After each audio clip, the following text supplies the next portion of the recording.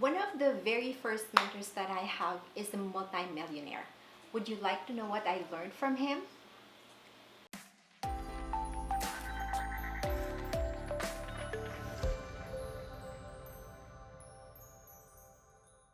Hello everyone, my name is Vivian. I'm a motivational speaker, I'm a mindset coach, and I'm also the founder of The Fulfilled Women.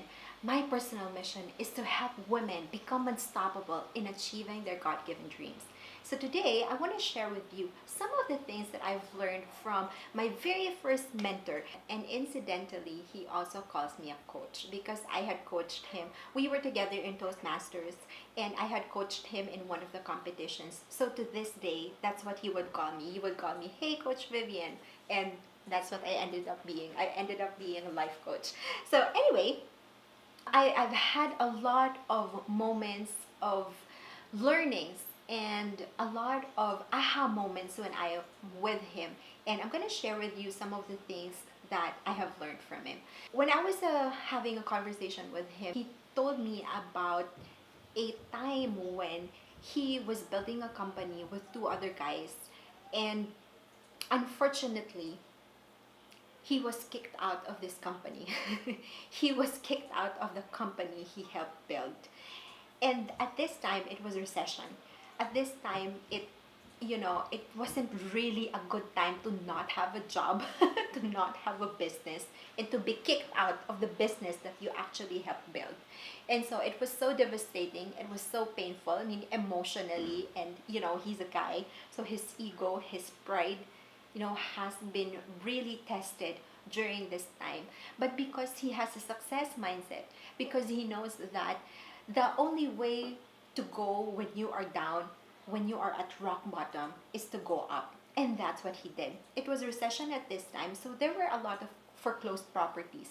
And because of that, he has a little bit of background, probably with real estate, because his mom was widowed when he was, I don't know how old he was when the mom got widowed, but there were like five children. He has other siblings, and the mommy has to do something, to feed the children. His mom has some apartments for rent, and probably that's where he got the idea of renting out properties. So anyway, this was during the time of recession, and there were a lot of foreclosed properties. Because there were a lot of foreclosed properties, he thought of buying foreclosed properties and renting it out, rent to own.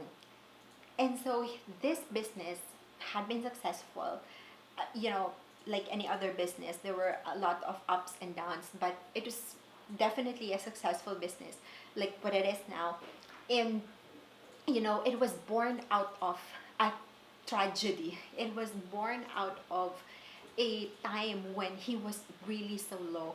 And he used this experience to help him to get up and to help him to find a way for him to, not just find a living, but really find a fortune in a new business idea.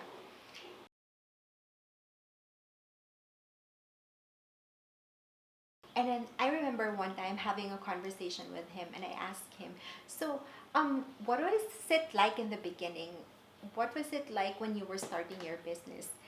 And with a straight face, he told me, "It was hard. It was very hard."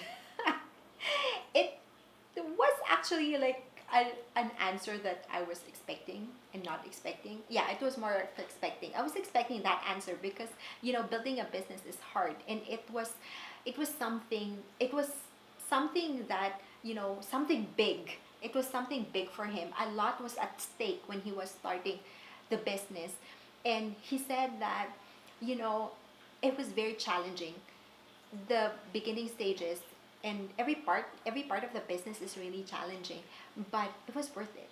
And I say that it's the same thing with what we are doing in life. If we are pursuing a goal or pursuing after a dream, it's going to be challenging, it's going to be hard. If you're starting a business, it's going to be difficult, not just in the beginning, but in many stages of of your business. It's going to be hard, but at the end of the day, it's going to be worth it because you fought for it, because you fought for your goal, you fought for your vision, You fought for your dream.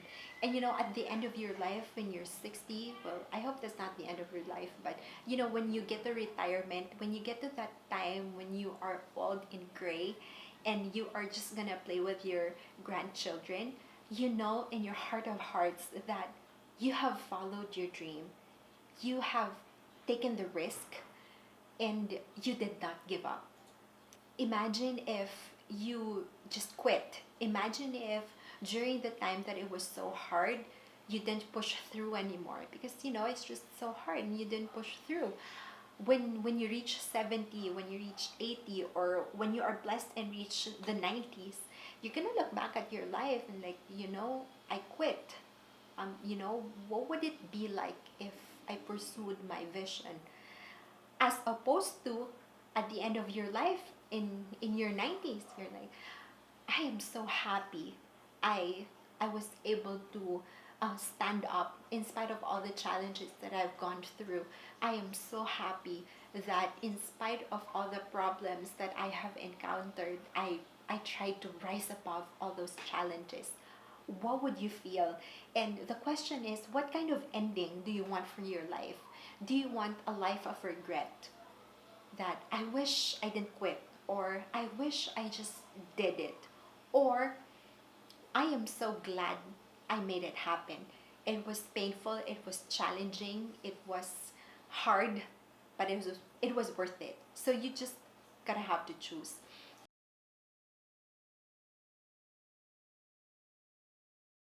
And I look at him now, this mentor of mine, and he has really touched a lot of lives, not just mine, but a lot of people, because he has helped a lot of people along the way when he was creating this business. He has taught a lot of people on how to do this business, created multimillionaires under his wings, under his mentorship as well.